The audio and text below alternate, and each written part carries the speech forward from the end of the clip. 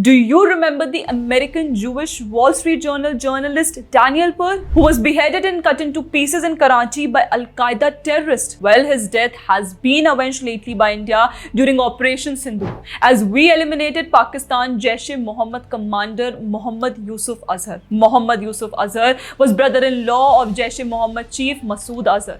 It was Mohammad Yusuf Azhar who planned and executed the Indian Airlines flight IC-814 hijacking in 1999. That led to release of three key terrorists, that is Masood Azhar, Omar Sheikh and Mustaq Ahmed Zarqar. It was Omar Sheikh who planned and executed kidnapping of Daniel Pearl from a hotel in Karachi on 23rd of January 2002.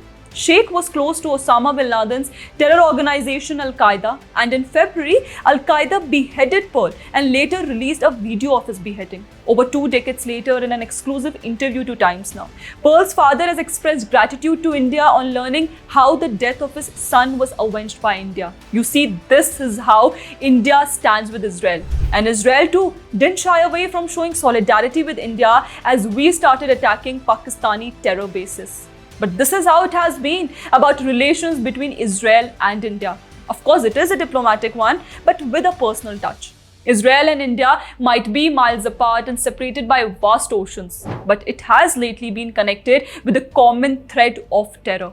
It was 7th of October 2023 when Hamas terrorists attacked innocent Israeli civilians at Nova Music Festival in Israel. And it was 7th of May 2025 when India launched Operation Sindoor against the Pakistani terror hideouts in POK and Pak region to avenge the killing of innocent Hindus in Pahalgam on April 22nd. Remember, it was India that stood by Israel when Hamas unleashed terror on its soil. And today, it is Israel which is standing like a rock, supporting India in its war against Pakistani terrorists.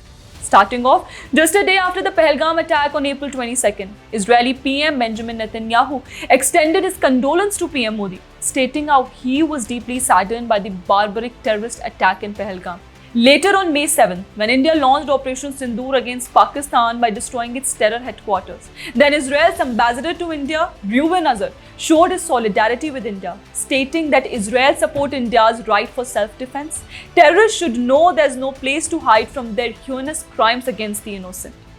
Mossad community also tweeted the same, saying Israel stands with India. A Twitter account named Wizgrad24 also posted that after months of powerful support from India to Israel, numerous Israeli accounts are coming out in support and solidarity with India. For instance, this American journalist based in Israel, India Naftali, has been posting tweets in support for India ever since the Pahalgam attack of 22nd of April. This is her post on praying for Hindus of Kashmir. Then again on 24th of April, she posted, I am praying for India. Later, she also posted about how Pakistan was targeting our border state, including Gurudwaras in Punjab. Then we have another Israel-based author, Saul Sadka, who thanked India for bringing justice for Daniel Pearl's death. He even mentioned about his grandmother's cousin, General JFR Jack, who was a hero to all India Jews, and he knew what Pakistan would do if it could.